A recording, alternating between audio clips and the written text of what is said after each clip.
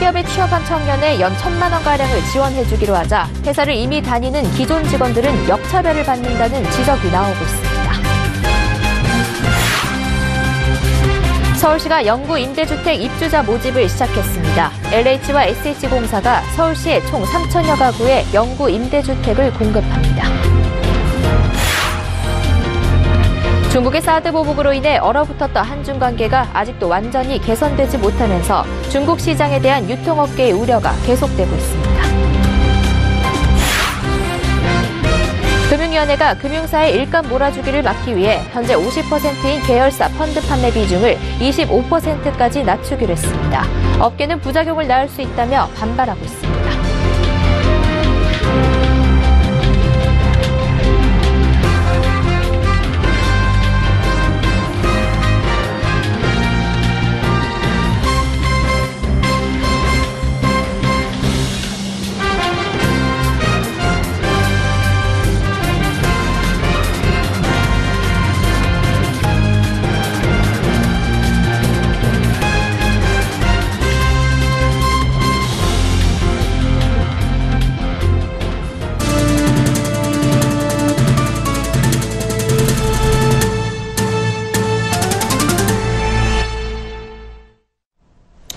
시청자 여러분 안녕하십니까? 생경제 현장 양한나입니다.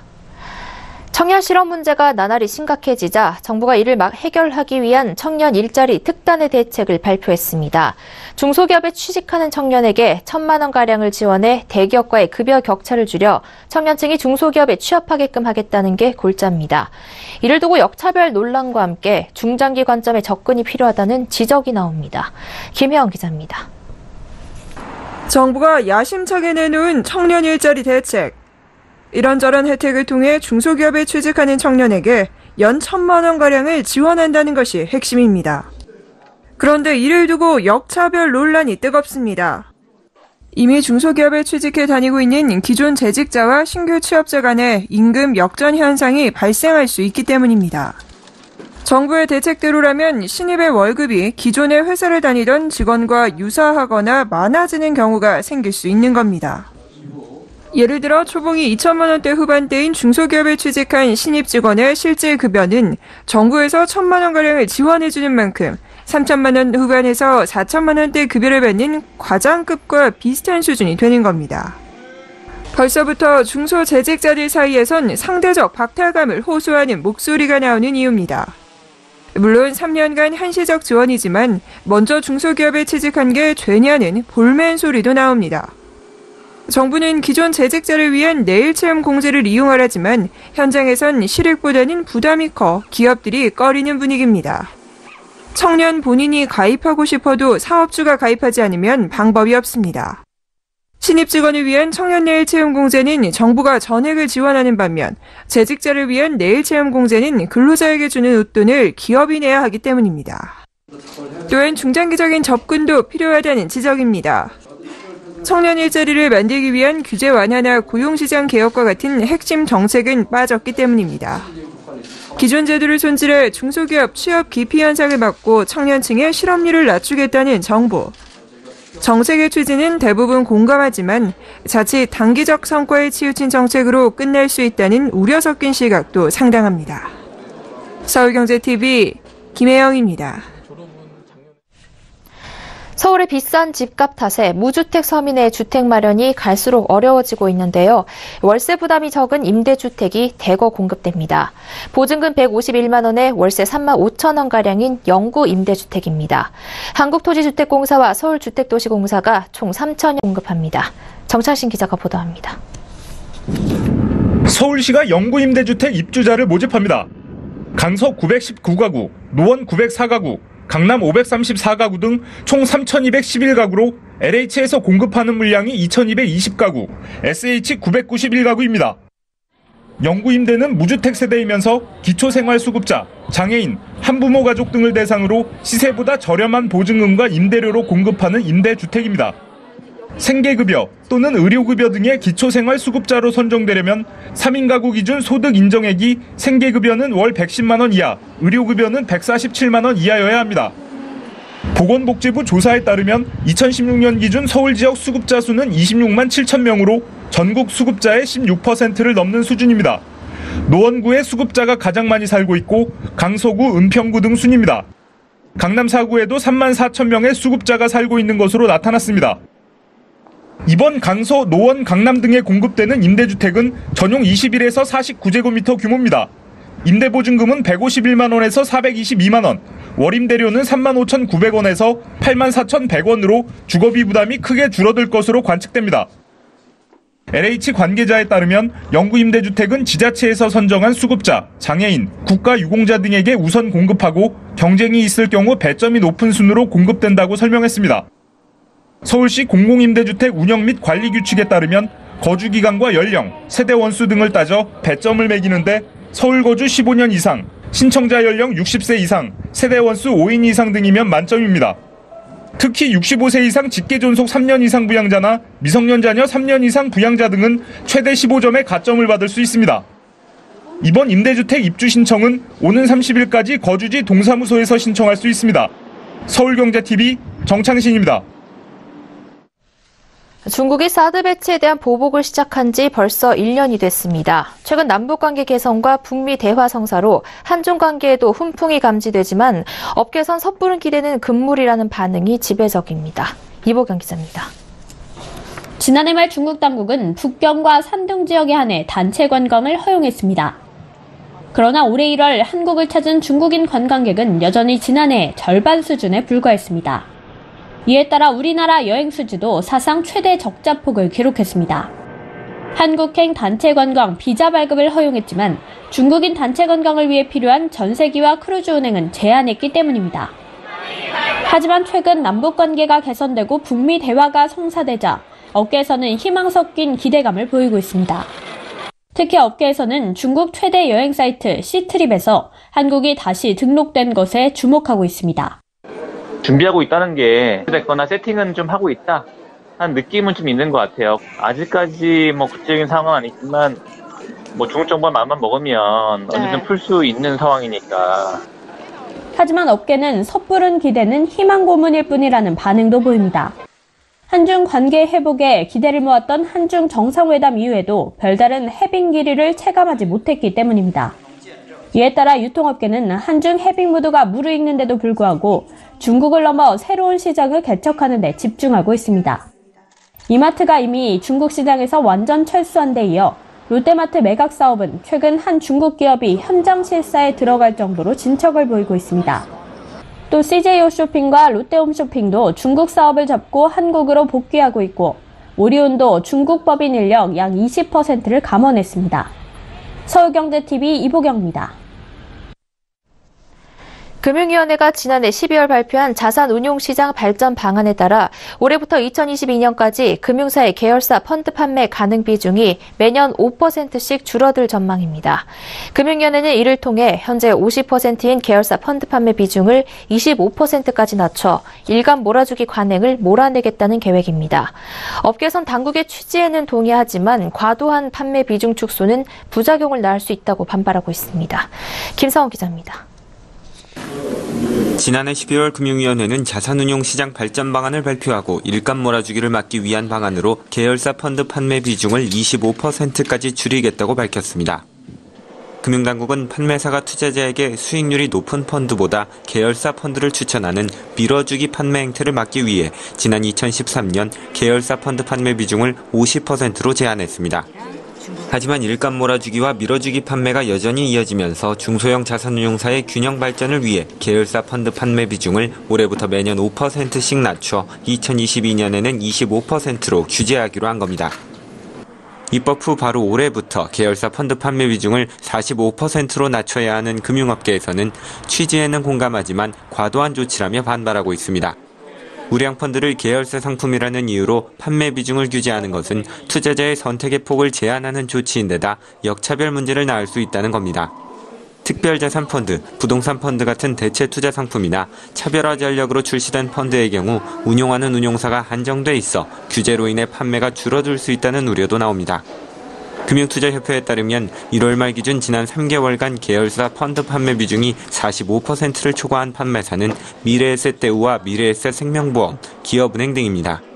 기업은행의 경우 총 펀드 판매 중 IBK 자산운용 상품이 70% 이상을 차지해 계열 펀드 판매 비중이 가장 높았고 미래에셋 생명보험도 미래에셋 자산운용의 상품 비중이 60%를 넘었습니다. 미래에셋 대우도 계열사 펀드 판매가 48.69%로 조사됐습니다. 서울경제TV 김성훈입니다.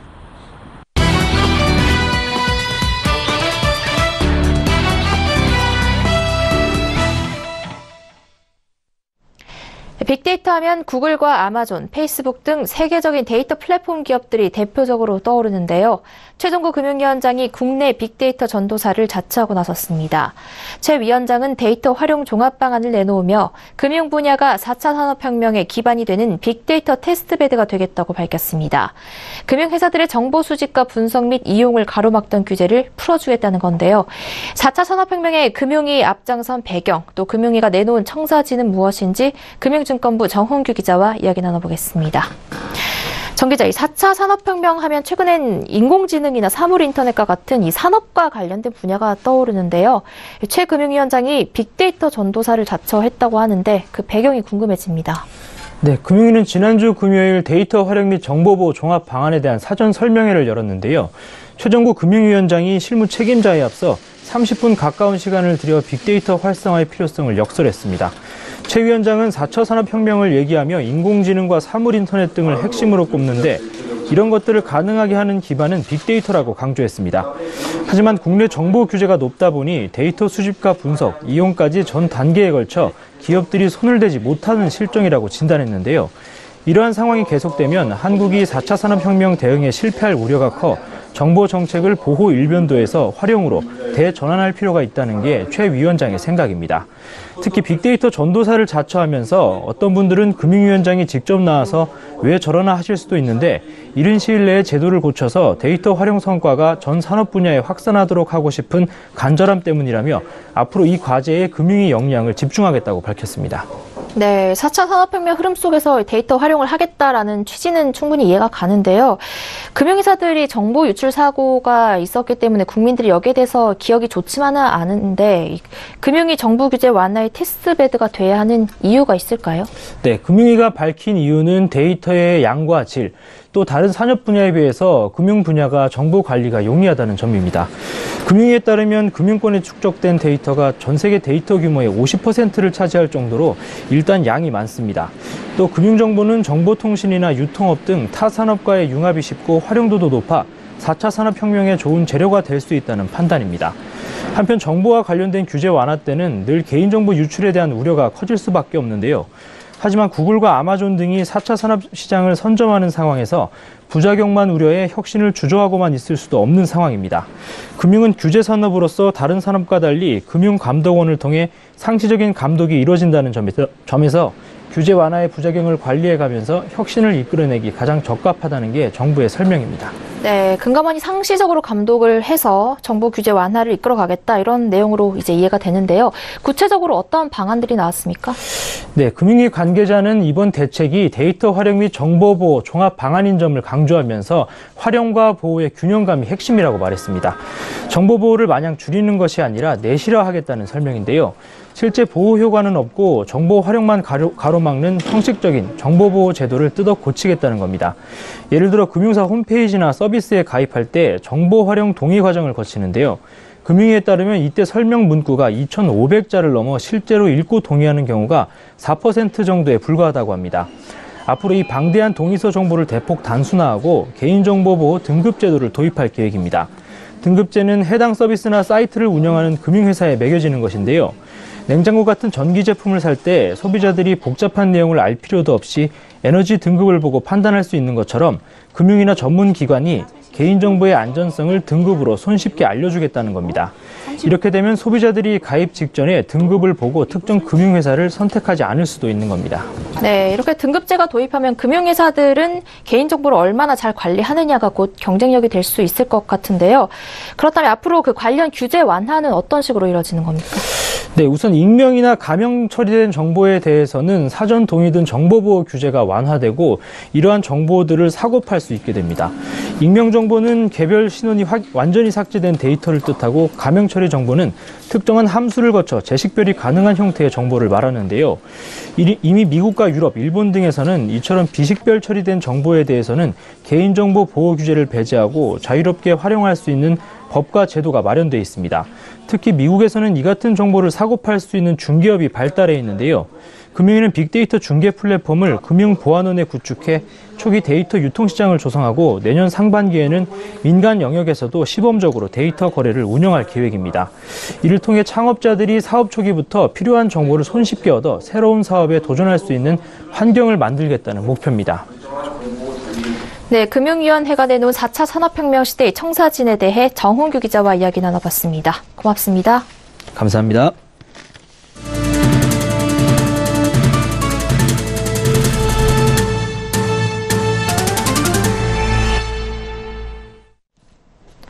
문재인 대통령이 오는 26일 대통령 개헌안을 발의하기로 했다고 청와대가 밝혔습니다. 문 대통령은 국회가 6월 지방선거와 동시에 개헌 투표를 합의하면 개헌안을 발의하지 않거나 철회할 가능성을 열어뒀고 국회의 논의를 가속하고 협조를 당부하기 위해 4월 임시국회 회기에 국회를 찾아 연설하는 방안을 검토하기로 했습니다.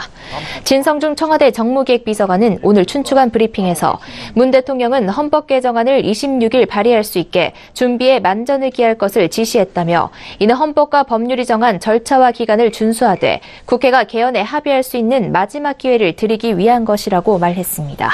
또 대통령 개헌안 발의에 앞서 청와대는 20일부터 4일간 개헌안을 주제별로 순차적으로 국민에게 공개할 예정입니다. 발표는 조국 청와대 민정수석이 맡을 예정입니다.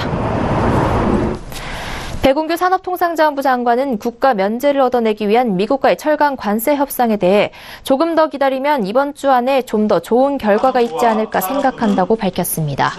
백 장관은 서울무역보험공사에서 열린 제3차 에너지 기본계획 수립을 위한 회의에서 기자들과 만나 국가 면제를 꼭 받으려고 노력하고 있다며 이같이 말했습니다. 백 장관은 협상에 대해 미리 말하는 것은 적절치 않다면서 미국은 우리를 동맹국으로 바라보고 있지만 전체적인 과잉 생산에 대한 우려가 있기 때문에 그런 것들을 협의하고 있다고 설명했습니다. 철강 관세 협상과 한미 자유무역협정 개정 협상의 일괄 타결 가능성에 대해선 협상이 동시에 또 순서대로 가고 있지만 여러 가지 가능성을 두고 하고 있기 때문에 일괄 타결은 협상에서 하나의 방법론적인 것 같다고 말했습니다. 지난해 기업들의 실적 호조로 10대 그룹 상장사가 낸 법인세 비용이 17조 원을 넘어서며 사상 최대를 기록했습니다. 재벌닷컴이 10대 그룹 상장사의 2017 회계연도 별도 기준 결산 보고서를 분석한 결과 이들 기업의 법인세 비용은 전년 약 10조 3천억 원보다 72% 늘어난 17조 5,500억 원으로 집계됐습니다. 그룹별로 삼성그룹 소속 상장사의 법인세 비용은 한 해 만에 104.3% 증가해 사상 최대인 약 8조 7천억 원을 기록했습니다. 특히 반도체 호황에 최대 실적을 낸 삼성전자의 법인세 비용은 약 7조 7천억 원으로 145.8% 증가했습니다. SK하이닉스 등 SK그룹 상장사들도 지난해 법인세 비용 3조 5,450억 원으로 331% 급증했고 LG그룹과 포스코그룹 상장사의 법인세 비용도 1조 원 안팎으로 각각 10.8%, 90.8% 늘어났습니다. 이 가운데 지난해 실적 부진을 겪은 현대차 그룹 상장사들의 지난해 법인세 비용은 약 1조 6천억 원으로 한 해 전보다 31.8% 줄어들었습니다. 일본 면세점 운영 전문기업 JTC가 오늘 IPO 간담회를 열고 2020년엔 관광객 연 4천만 명 유치, 2022년엔 매출 1조 원을 달성하겠다는 포부를 밝혔습니다. 구철모 대표가 일본에서 유학 후 직접 창업한 JTC는 현재 일본 전역에 24곳의 면세점을 운영하고 있으며 일본 면세점 업계 전체 매출액의 25% 정도를 차지하는 일본 내 1등 면세점 전문기업입니다.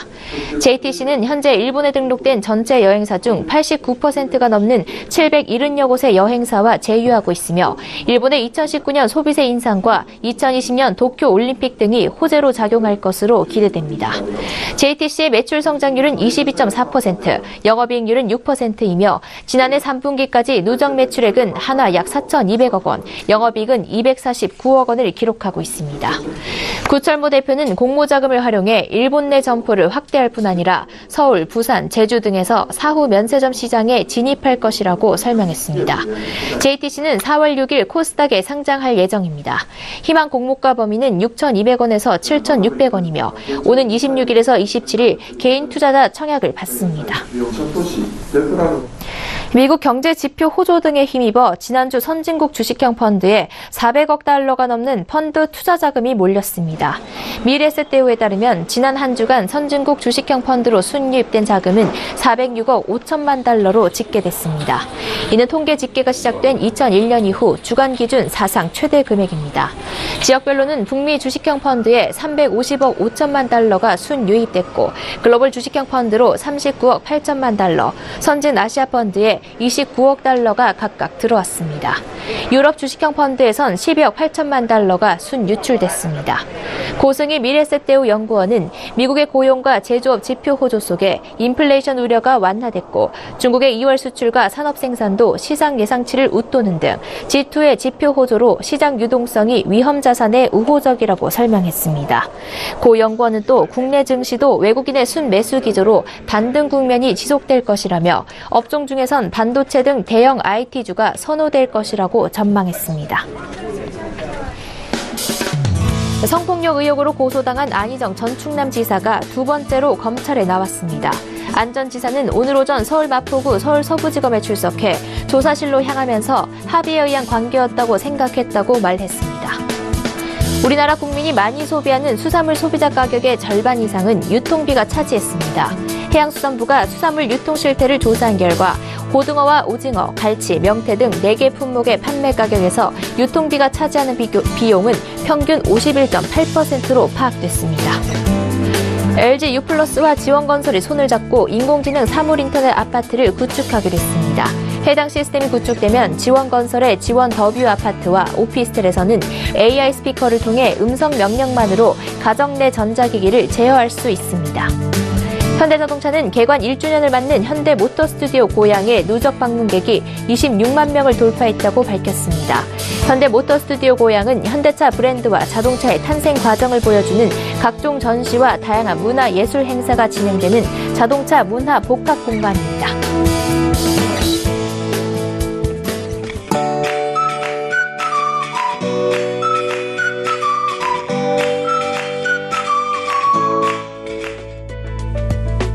안녕하세요. K웨더 라이프스타일 예보 최씨입니다.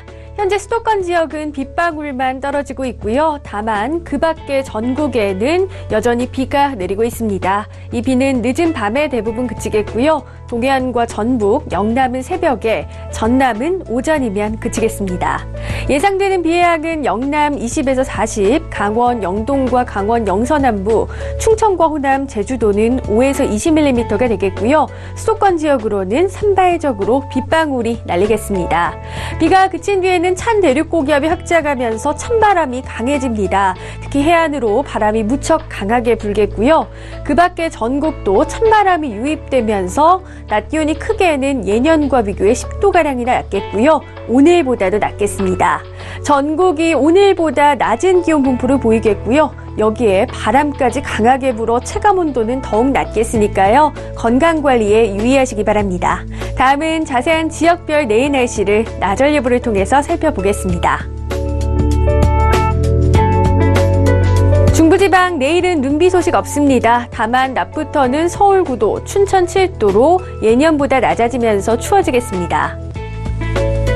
동해안도 구름만 많은 하늘이 이어지겠고 낮 기온 강릉 4도 등으로 예년과 비교해 10도가량이나 낮겠습니다. 남부지방 전남은 오전 중에 비가 그치겠고 제주도는 종일 비가 이어지겠습니다. 낮 기온 대구 7도가 예상됩니다.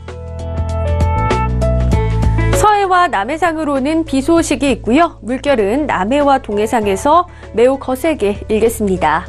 모레 수요일에는 봄의 한가운데라는 춘분절기지만 서울의 아침 기온 0도까지 떨어지는 등 부쩍 추워지는 가운데 전국에 비, 눈도 내리겠습니다. 충청 이남지방은 목요일까지도 비나 눈이 이어지겠고요. 금요일부터 주말까지는 구름만 다소 지날 전망입니다. 날씨였습니다.